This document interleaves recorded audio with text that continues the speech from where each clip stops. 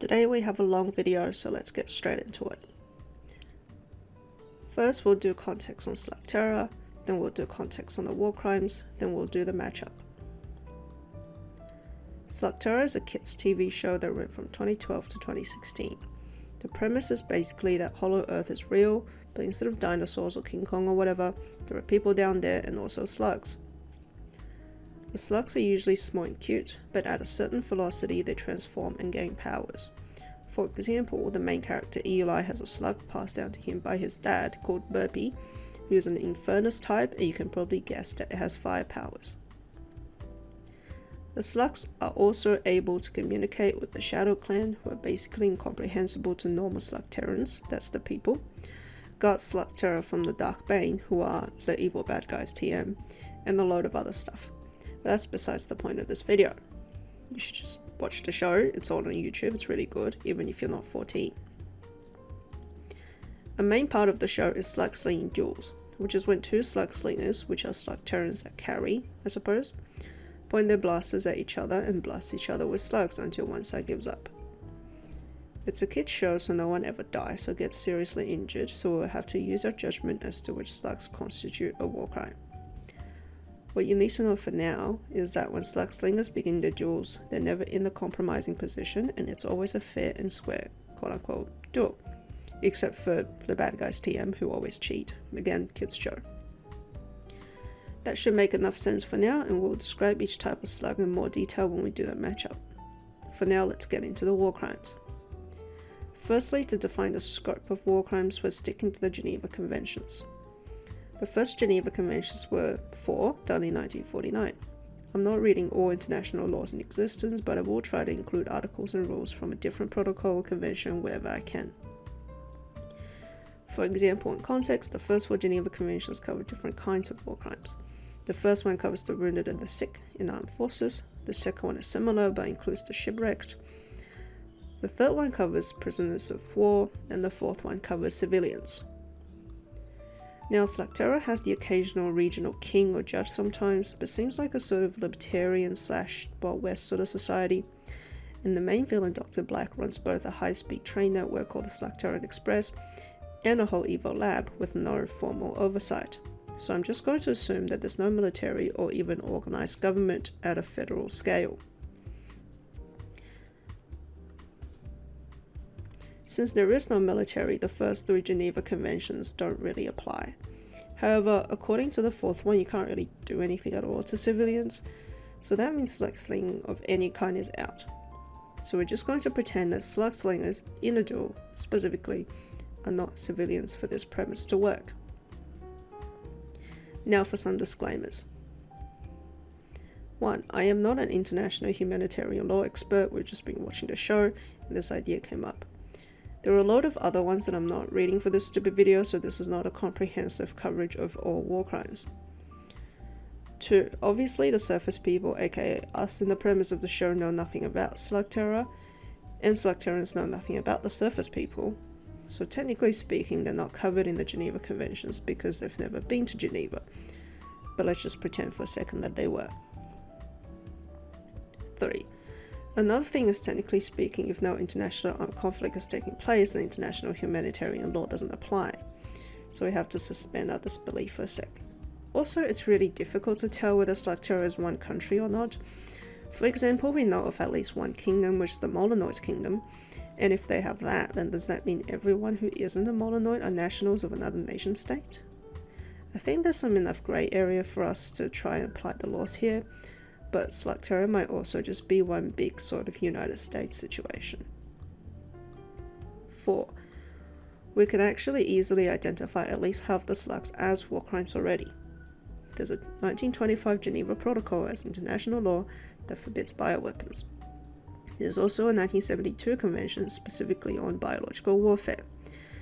Now, the normal slugs are not engineered to be weapons, they just do that, but all of Dr. Black's codified slugs definitely count under this because he made them that way. He has an evil lab and everything. It's a deliberate act, so technically all the ghouls count. That means Dr. Black is a war criminal, and so is each and every single person who ever slings a ghoul, at least in season 1. with that out of the way, we'll just be looking at the normal slugs because they just do that when they get fast. And I don't think slugs count as people, and we see in the show slugs sling each other with a slingshot and a pitch. For example, when they're not next to Eli, or when Eli loses his blaster. And that can't really be a war crime because since they're not people, they can't be tried in international court. And if a slug slings another slug, and it transforms from that, no war crime is taking place, then the transformation itself isn't really a war crime. So we can't count the regular slugs as war crimes by nature, we have to count it by intent. I.e., when a person puts a non-glorified slug in the blaster and shoots at another person. So we are now ready to answer the question, which is, which slugs in Slugterra would constitute a war crime, as defined by Geneva Conventions and other international humanitarian law, when they are blasted by a slug slinger in the duel. First up by alphabetical order, as listed by the Slugterra wiki, is the air elemental slug. It attacks with wind power and other than knocking you off your feet, doesn't really do anything. Not a war crime. Next we have Aquabeak. This is a water type that can do a sonar blast, water jet and water cyclone. It's basically the same as the air elemental but in water. Not a war crime. Next we have the Arachnid. It's basically a big spider that makes webs and either wraps them around something or shoots them like Spider-Man. 99% of the time when we see the slug in the show, it's actually a utility/humane type slug. Either it helps the protagonists with maneuvering or wraps up the enemy and prevents them from moving. So I would have said that the Arachnid is the opposite of a war crime, except the wiki says that it can produce venom. So I'm going to say that it depends on what it's used for. Most of the time, not a war crime, but if it uses venom, then that counts as a bioweapon. Next we have Armor Shout. You've seen the show. Eli's first named slug is an Armor Shout, and he's a Scott Banger. Banger is straight up a melee weapon, he's just a big sort of cannonball thing. Not a war crime. Next up is Blaster Pete. It can deploy and detonate mines. We use mines literally all the time. Now it's worth a mention that some mines can be war crimes depending on how they're built. For example, if they're used against civilians, if they're not detectable, if they cannot be disarmed after the conflict, etc. But the Blaster Pete specifically is not a war crime. Next is Boondock, which is in the healer class. It's a medic and the opposite of a war crime. Next is actually my favorite slug, the Bubbleon. It blows bubbles or sometimes turns into a bubble which can be big enough to contain multiple people. Its usage is similar to the Arachnid in the show in that it's used for utility, for example as a parachute or buffer in the crash. The only remotely dangerous thing it could do is reflect anything shot at it. It's also humane when used on enemies, as all it can really do is contain them so they cannot get to the protagonists.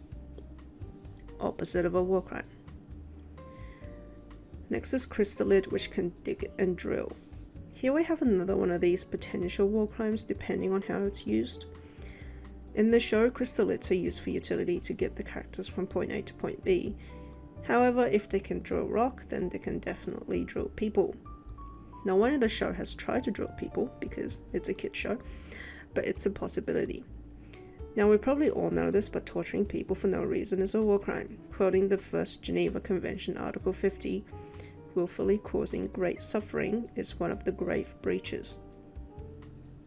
So the Crystallid gets a depends. Next up is the Digrix, which is similar except it doesn't drill, it just digs. You could try to dig a person, I suppose, but you wouldn't really get far, whereas you could really hurt someone with a drill. For that reason, Digrix is getting a straight up no. Next up is the Dirt Urchin. It shoots spikes or needles from its body. The closest thing this sounds like is a frag grenade. Now the Geneva Conventions don't say anything about frag grenades, I'm guessing because they didn't exist in 1949. But similar to the mines mentioned earlier, frag grenades in of themselves is not a war crime, it's only specifically when the fragments cannot be detected. It really doesn't look strong enough for this to even be an issue. Any needle shot out would just be really surface level and it'd be like a cactus. Be annoying but not a war crime.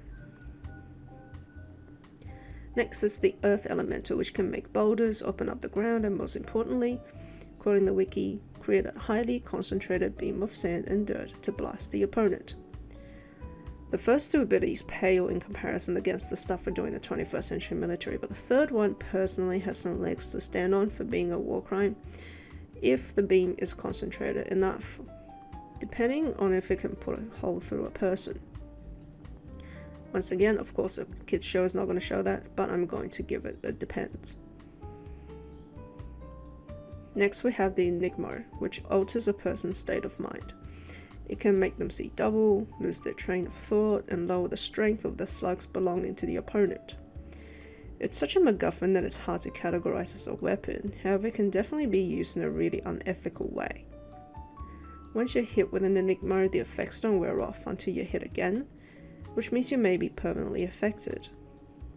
Now the vision thing is not just for bits, it can actually be useful and lets you see the auras of the slugs, but I'm going to count the Enigma as a war crime because it's really rare. We only see 2 of them ever in the show, and most people will not know how it works.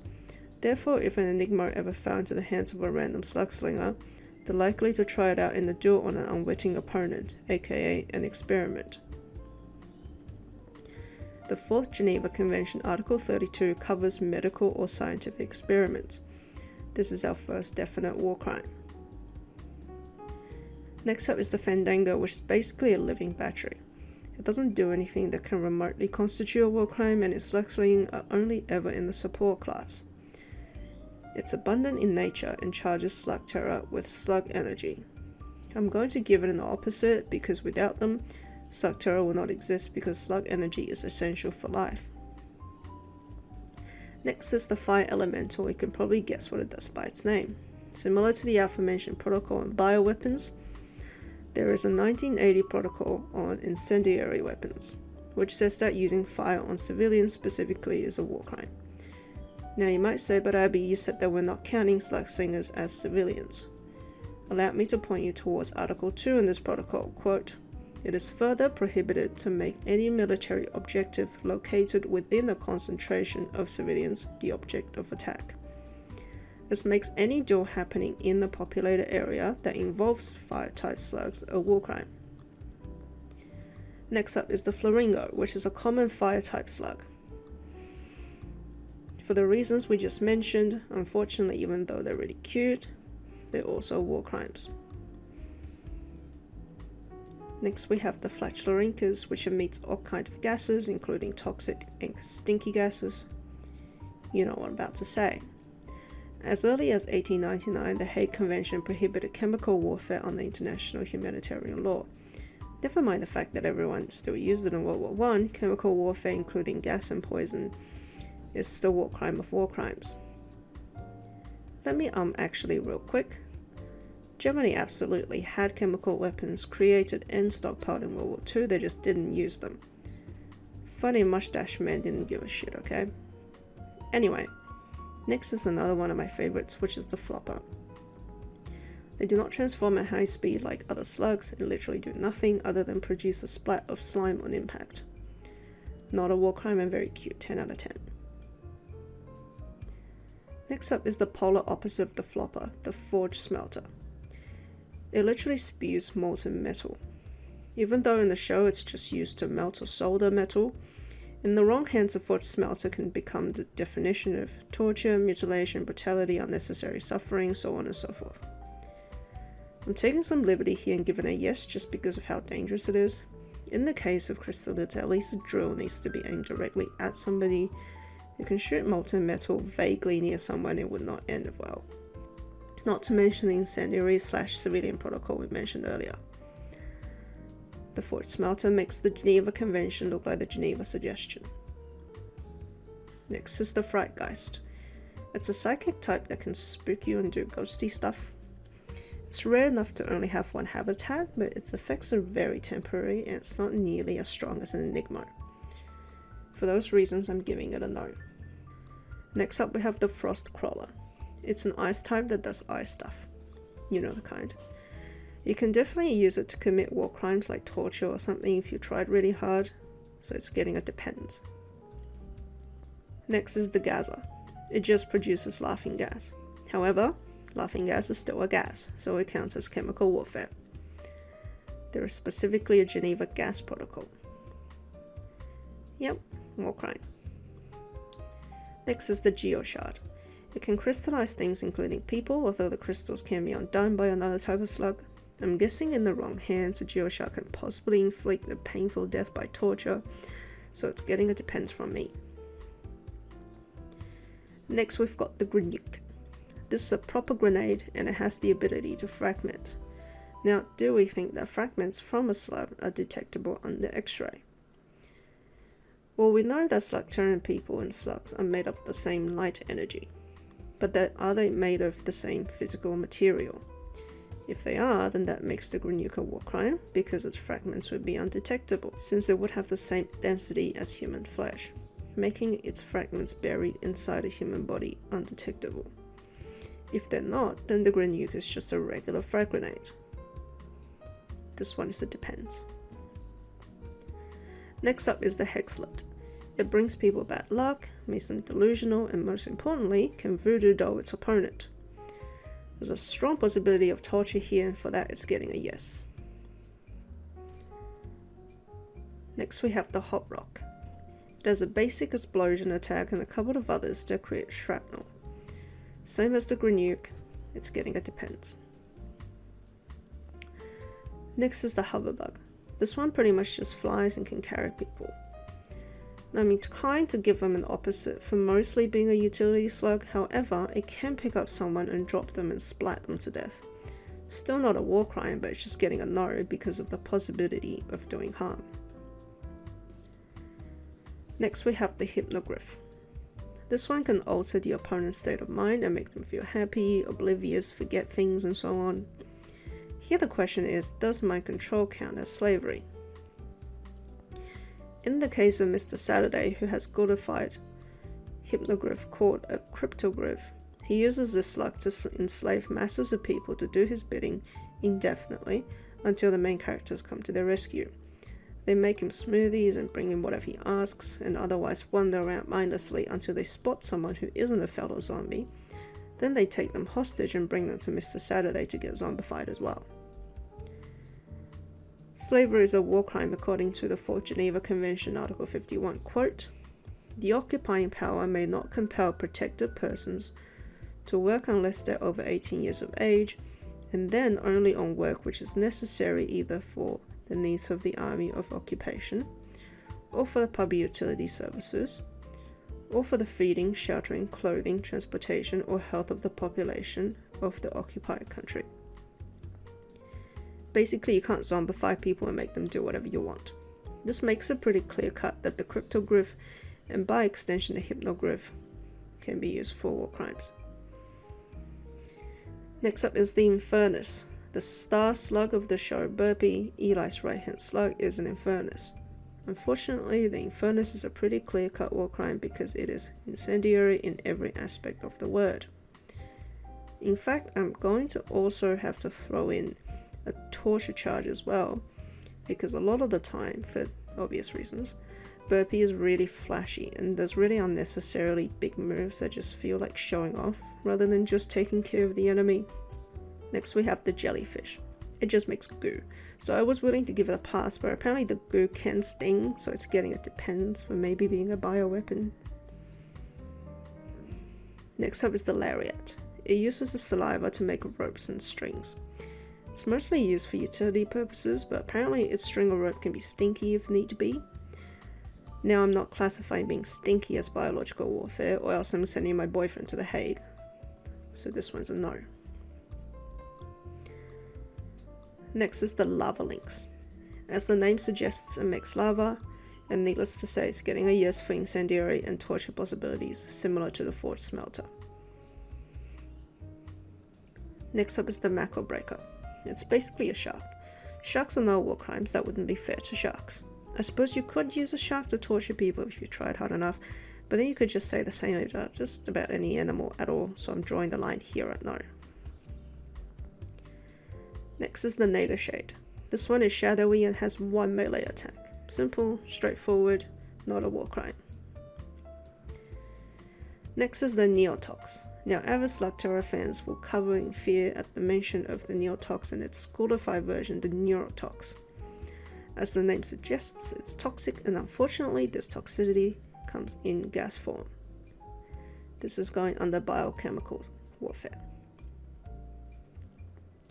Next up is the Phosphor, which is a glorified flare / flashbang / firework. Not a war crime. After that, we have a species without an official name, which are called Piper Slugs in the wiki. They can make a loud noise, not a war crime, and hypnotize. An easy war crime, you might say, but not so fast. They only hypnotize slugs. We have established that slugs are not people, so that's not really anything. Next we have the Polero. This one is really fun and I really like it. It transforms to have two heads at each end of a stretchy long body at velocity, which can wrap around stuff. That's all it does though, so it's basically just uses a bit of string between two weights. Not even close to a war crime. Next we have the Ramstone. This one shows up in the show all the time and has two massive ram-like horns on its head at velocity, which makes it really iconic and recognizable. As you can guess, all it does is hit hard. Similar to the Armor Shelt, not even close to a war crime. Next is the Sand Angler. It does sand stuff. When used for utilities such as trapping opponents, one might argue that it's the opposite of a war crime, but in the wise words of Anakin Skywalker, sand can get everywhere. With a bit of creativity, a psychopath can definitely repurpose a sand angler for some sort of inhumane torture, so it's getting a depends from me. We're close to the end now, so we're going to do the rest rapid fire style. I'm hoping you know your war crimes pretty well by now. Slick Silver. This one's magnetic and it's otherwise melee. Think of it like a magnetic cannonball. Completely fair game. Slyrin. This one just sort of screams or it can put you to sleep. That's a no. Speed Stinger. It's a path-seeking trick shot bullet. Bullets are not war crimes unless, say it with me, not detectable. Taserling. General electricity stuff. Shocking people is funny unless it's torture, so it depends. Thresher. It's most frequently used in the show as a saw blade, although only shot at people about half the time. The other half of the time it's used to cut vines or some such. This one is a depends. Thuglet. It's the trickster god Loki in slug form. Pranks and illusions are not a war crime. Tornado. Similar to the air elemental, blowing people off their feet is not a war crime. Vine Drill.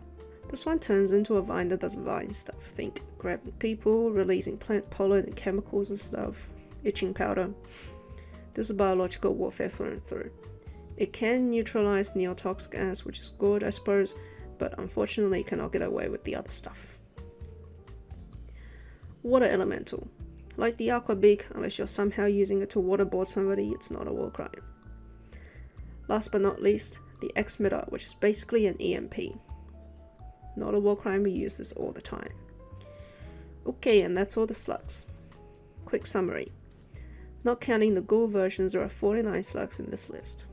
For whether they're war crimes, we have 3 opposites, 24 no's, 11 depends, and 12 yeses. This means no war crime slugs barely beat out the war crime slugs as the majority. For the kind of war crimes amongst the depends and yeses, there are 11 tortures, 5 incendiaries, 3 gases, 2 bioweapons, 2 poisons, 2 frags, 1 experiment, and 1 slavery. Alright, I believe I've answered the question. Let me know in the comments if you disagree or want me to do another show now that I'm familiar with my war crimes. Okay, bye.